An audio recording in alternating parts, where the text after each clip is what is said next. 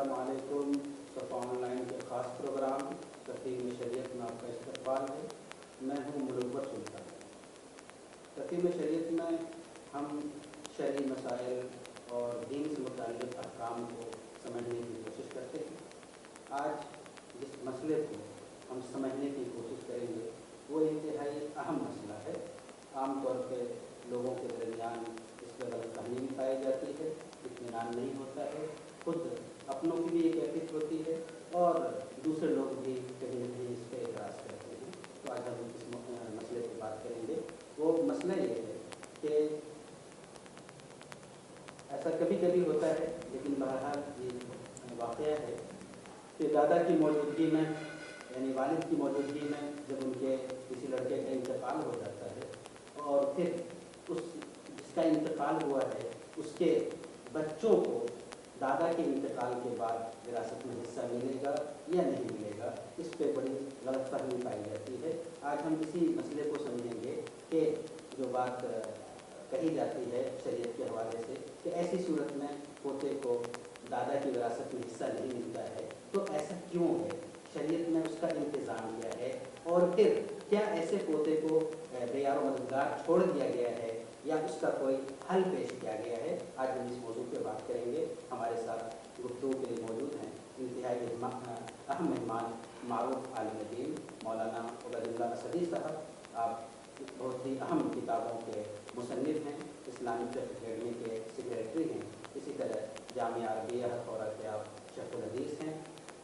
इस्लामी तालीमात और जो शरई उमूर है इसमें मुस्तनद इस्तिनाद की हैसियत है आपको। आज हम उनसे बात करेंगे और समझेंगे।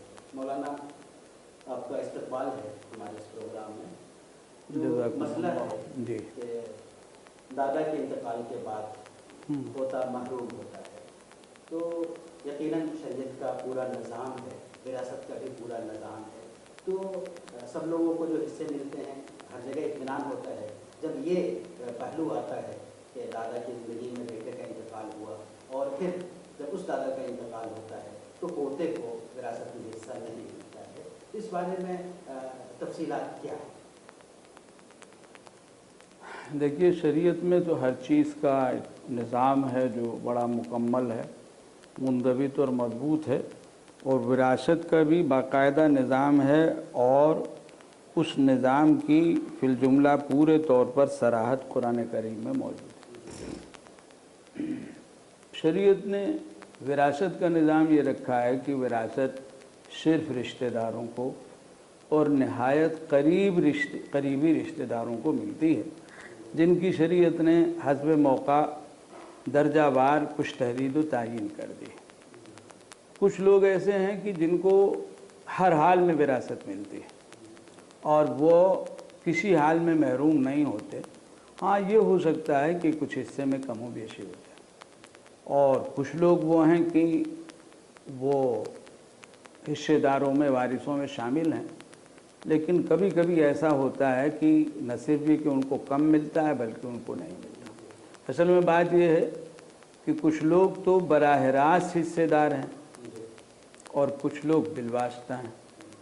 बराह रास्त जो लोग हिस्सेदार होते हैं उनका हिस्सा कम तो हो सकता है लेकिन साकित नहीं होता, ख़त्म नहीं होता। जैसे बीवी है, शौहर हैं, अब इन दोनों को विरासत हर हाल में मिलती है एक दूसरे की।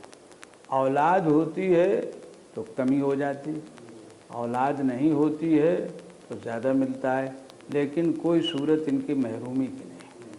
वालिदैन हैं, उनका मामला भी इसी तरह।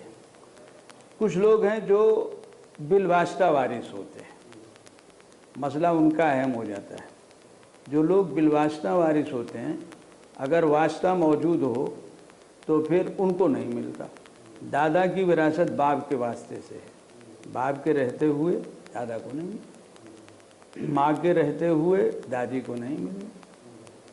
औलाद का मसला ये है कि बराह रास्त जो अपनी सुलभी औलाद है, हकीकी औलाद है, उसको तो बराह रास्त मिलता है, लड़का हो या लड़की हो। खाली लड़कियां हों तब भी और लड़के के साथ लड़की हो तब भी मिलता है। लेकिन जब आगे बात आती है औलाद की तो उसमें निवासों का मसला, निवासियों का तो बहुत ख़ास सूरत में आता है, लेकिन जहाँ तक सवाल है पोते और पोती का, तो वो बेटे की औलाद होने की वजह से उनका ज़्यादा हक होता है, लेकिन चूँकि वास्ता है, बेटे के वास्ते से बेटे की औलाद को मिलती। अब अगर बाप की मौत के वक्त बेटा मौजूद है, तो जो बेटे का बेटा है, जो पोता है और मरने वाला दादा है, तो ऐसी सूरत में फिर पोते को विरासत नहीं मिलती, क्योंकि वास्ता मौजूद है। उसमें ये भी सूरत होती है कि एक ही लड़का है, बाप के सामने मर गया, तो बाप उस लड़के का जो बेटा है पोता, वो तो पाता ही पाता हिस्सा, लेकिन बेटा भी जिंदा है, पोता भी है, बेटे को मिलेगा, पोते को नहीं मिलेगा। दूसरी शक्ल जो गोया हमारे मौजू से ताल्लुक़ रखती, दो बेटे इत्तेफाक से दोनों साहिब औलाद, लेकिन जब बाप की मौत होती है तो उससे पहले एक बेटा मर चुका होता है, एक बेटा ज़िंदा होता है। ऐसी सूरत में जो बेटा ज़िंदा है तरका उसी को मिलता है, ना उसकी औलाद को मिलता है, और ना मरने वाला जो बेटा है उसकी औलाद, बेटा बेटी, पोता पोती जो भी हैं उनको मिलता है, क्योंकि वास्ता मौजूद है। सीढ़ी है, एक दर्जा है। पहला दर्जा औलाद के मरहले में बेटे का सुलभी हकीकी औलाद का है, वो सीढ़ी अगर मौजूद है तो उसके नीचे निज़ाम नहीं उतरता, वो नहीं होती है तो फिर नीचे निज़ाम उतरता है। ये एक बुनियादी चीज़ है यहाँ पर। इसके साथ ये भी जहन में रहे कि ऐसा नहीं है कि पोता हर हाल में महरूम होता है। जैसे अभी बात आई है कि एक शख्स का एक बेटा साहिब औलाद अपनी औलाद छोड़कर अपने बाप की ज़िंदगी में वो मर गया। अब जब बेटे का बाप मरा यानी दादा, तो बेटा नहीं है, बेटे की औलाद है, तो जैसे बेटा मुस्तहक होता उसी तरीके से उसकी औलाद, पोता भी, हत्ता की पोती भी मुस्तहक होगी। अब इसमें यह ज़रूर है, जैसे पहले भी आ गया कि भाई दो बेटे थे, एक मर गया, एक ज़िंदा है, तो जो मर गया उसकी औलाद को नहीं मिलेगा।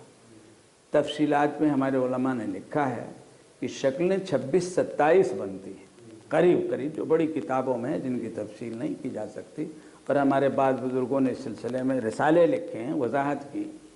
सिर्फ एक शक्ल ऐसी है कि जिसमें पोता महरूम होता है, वरना बहुत सी शक्लें नहीं, तकरीबन 25-26 शक्लें ऐसी हैं कि जिसमें किसी न किसी दर्जे में उसको तरका मिलता है।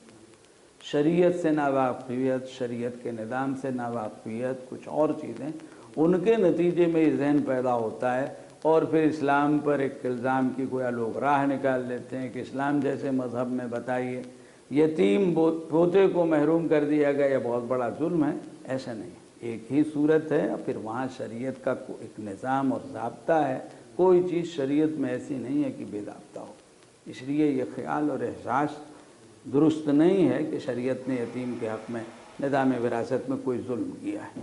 तो उनमें गोया जो बुनियाद है वो वास्ता है। जी, वास्ता, मतलब पहली कड़ी मौजूद, पहले कड़ी, तो दूसरी कड़ी जी नहीं मिलती। ये निज़ाम ज़ाब्ता। दूसरी बात अपनी भाई यहाँ फरमाइए कि इसकी बहुत सी शक्लें हैं जी, जहाँ पोते को मुमन मिलता है जी, एक शक्ल है जिसमें नहीं मिलता, और इत्तेफाक यही चीज़ मारूफ है, जी, लोग इसका तस्करा जी, तस्करा, तो ये जानना ज़रूरी है कि बहुत सी शक्लों में मिलता है। जी मिलता है। दूसरी अहम बात जिसकी तरफ शुरू हमने बात की कि अगर वो एक ही मिसाल जब नहीं मिलता है, हाँ, ऐसी सूरत में भी उस पोते को क्या ऐसे ही छोड़ दिया जाएगा या उसकी किफ़ालत किसके ज़िम्मे होगी? शरीयत में इसके बारे में तफसीलात क्या?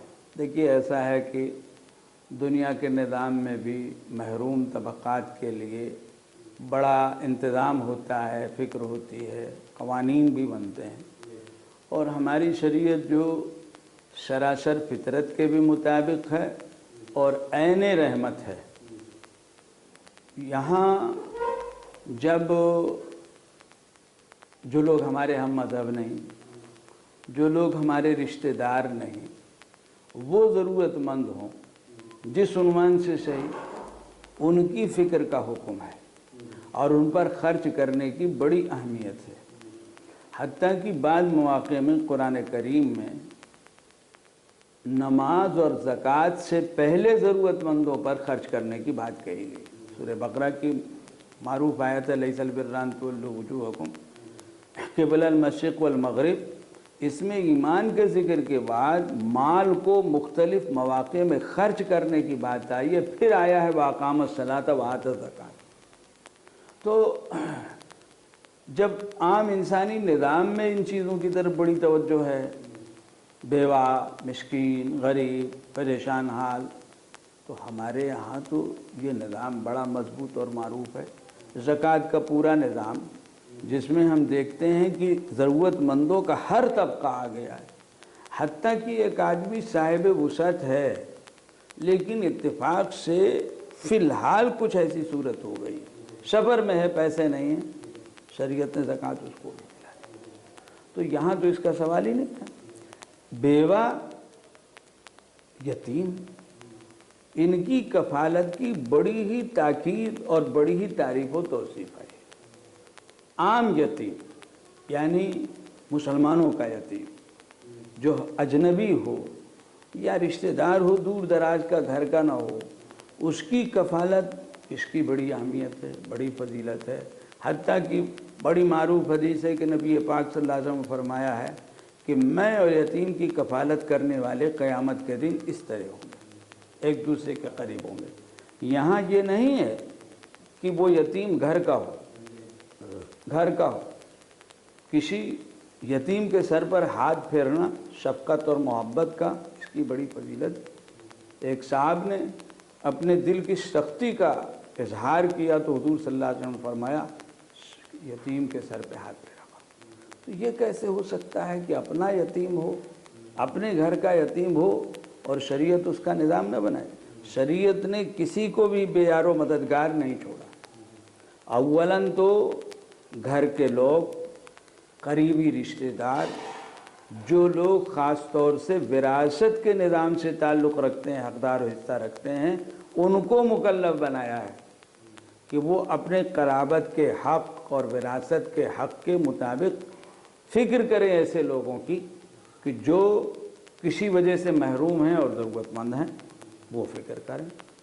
اور پھر قریبی رشتہ داروں کے بعد آگے دوسرے رشتہ دار جو ہیں ان پر ذمہ داری ڈالی ہے، وہ فکر کریں۔ پھر معاشرے پہ ذمہ داری ڈالی ہے، درجہ بدرجہ، حتیٰ کہ یہ ذمہ داری نیچے سے چلتی ہے اور حکومت اور حکام تک پہنچ جاتی ہے، آخری پر ہے۔ ایسے دادا کے لیے بھی کوئی حکم ہے؟ بالکل ہے، میں اسی کو ذکر کرنے جا رہا ہوں کہ بھائی ظاہر بات ہے کہ اپنا یتیم ہے، اس کا پورا مستقبل ہے۔ صورت ایسی ہو گئی کہ ترکہ جائیداد مال ہے دادا کے پاس، لیکن شریعت کے ضابطے میں یتیم کو ملنا نہیں ہے، تو ایسی صورت میں اپنی زندگی میں اس کی کفالت تو دادا کو کرنی ہی کرنی ہے، یعنی اس کے خرچ کی پوری ذمہ داری اٹھانا، یہ کرنا وہ کرنا، چونکہ اس کا باپ نہیں رہ گیا تو اب وہ۔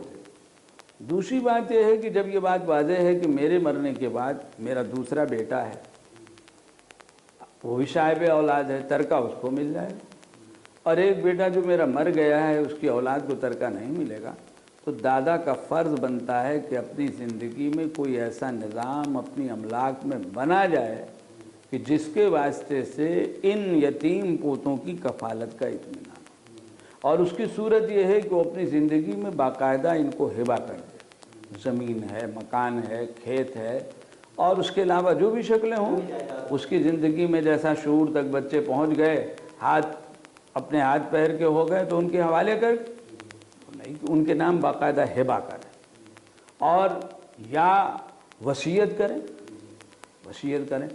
وصیت کا مسئلہ یہ ہے کہ جو لوگ وارث نہیں ہیں، دراصل وصیت سے آج شریعت میں انہی لوگوں کو فائدہ ہو سکتا ہے، اور اس میں قانون سے بھی سہولت ہوتی ہے اور تھوڑا معاشرہ بھی لحاظ کرتا ہے۔ ظاہر ہے دادا کا ایک فرض یہ بنا، زندگی میں باقاعدہ دے دو، कब्ज़ा दे दो, लिखा दो, उनका बना दो, या कम अज़ कम तरके की निस्बत से वसीयत कर जाओ, तो तिहाई तरके में ज़ाहिर है कि इंसान को हक़ है कुछ भी तसर्रुफ़ करने का, तो उसमें महरूम पोते के लिए भी वो बहुत कुछ कर सकता है। फिर दादा के बाद ज़ाहिर बात है कि अगर चचा है, करीबी जो रिश्तेदार हैं वो भी है वग़ैरह ज़ालिक, तो उन लोगों पर भी ज़िम्मेदारी आयद होती है कि वो फ़िक्र करें, उसकी करीबी जो रिश्तेदार हैं वो फ़िक्र करें, और फिर उसी के साथ ये बात आगे बढ़ती चली जाती है।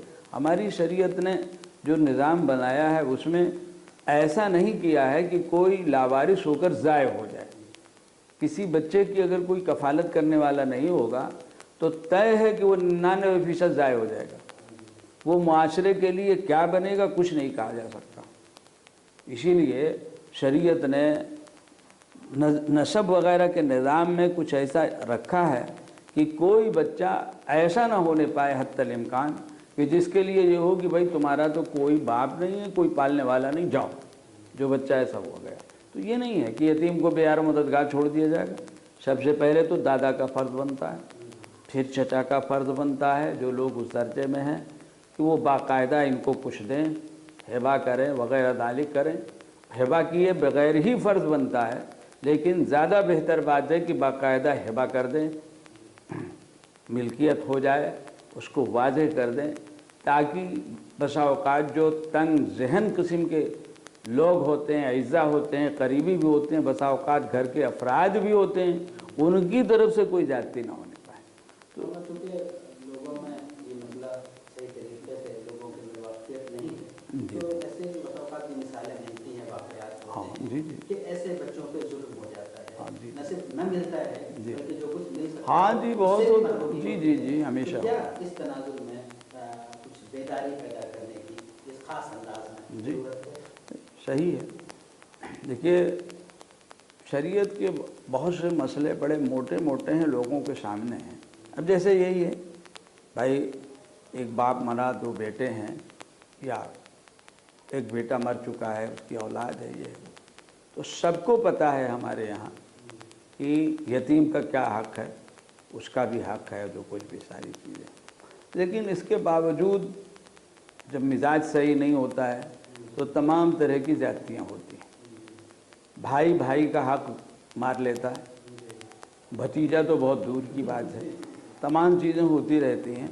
ज़रूरत इस बात की है कि जो जलसे होते हैं, मजलिसें होती हैं, इन मजलिसों में हस्ब मौका इस अंदाज की चीज़ें सामने लानी चाहिए लोगों के कि देखो शरीयत ने यह हक़ रखा है। और सिर्फ यही नहीं लाना चाहिए कि भाई ये ज़िम्मेदारी है, इसकी फ़िक्र करें और इसका निज़ाम बनाएं। ये भी लाना चाहिए कि जो लोग हक़ तलफ़िया करते हैं तो उनका अंजाम दुनिया और आखिरत में क्या होगा। जाहिर बात है कि बड़ी ज़्यादती है, जिसका अंजाम आखिरत में भी बुरा होगा, और इन चीज़ों का अंजाम दुनिया में भी अच्छा नहीं होता कि दूसरों का हक़, ज़मीन जायदाद वगैरह मान लिया। तो ये चीज़ें तो मसाजिद के अइम्मा भी इसमें रोल करते हैं। बिल्कुल कर सकते हैं। जुमे के दिन जो खिताब होता है, और जुमे में खिताब ज़रूर होना चाहिए हुदूद का लिहाज रखते हुए, उसमें ज़ाहिर बात है कि मुआशरे के ये सारे जो मौज़ूआत हैं हस्ब मौका आते रहने चाहिए। जो भी हमारे मसले हैं, अकायद वग़ैरह की बातें जैसे मुनासिब आती हैं, ऐसे ही मामलात की, मुआशरत की, हुकूक़ की 10-15 मिनट के बयान में मुख्तसरन आना चाहिए। 365 जुमे साल में हैं, हर जुमे में अगर एक मुनज़्ज़म तौर पर कुछ बात इस तरह की कही जाए तो उसका नफ़ा बहुत होगा, अच्छा पैगाम होगा। अच्छी बात यह है कि आवाम में जुमे की नमाज का बड़ा एहतमाम है, शहरों में भी देहातों में भी। एक तबका 90% या इससे आगे वो है कि जो जुमे के अलावा बकिया नमाज़ों में आता नहीं, और आए तो कुछ ज़्यादा वक्त भी नहीं देता। मिसाल आए मस्जिद में बैठे, कोई मजलिस हो भी रही है तो फिर वो उसमें शरीक नहीं होते। लेकिन जुमे में लोग वक्त देते हैं, उससे फ़ायदा उठाते हुए ये सारे मौज़ूआत जो इस तरह के ज़रूरत के हैं, ये लोगों के सामने लाने चाहिए और रखने चाहिए। कुछ तो کچھ حضرات کے دل میں صحیح ایک داعیہ جذبہ پیدا ہوگا اور انشاءاللہ خیر کی شکلیں سامنے آئیں گی۔ جزاک اللہ، شکریہ۔ ناظرین، آپ دیکھ رہے تھے ہمارا خاص پروگرام تفسیر شریعت، اور آج ہم نے بات کی بہت ہی اہم موضوع پہ کہ یتیم پوتے کے لیے شریعت میں کیا انتظامات کیے گئے ہیں۔ تو مولانا ہمارے جو آج مہمان تھے حضرت مولانا عبید اللہ سعدی صاحب، انہوں نے بڑی تفصیل سے آپ کے سامنے بات رکھی۔ ضرورت ہے کہ ہم اس مسئلے کو سمجھیں اور دوسروں تک بھی اس مسئلے کو پہنچائیں، تاکہ نہ صرف غلط فہمی دور ہو بلکہ جو حقوق ادا نہیں کیے جا رہے ہیں اس کی طرف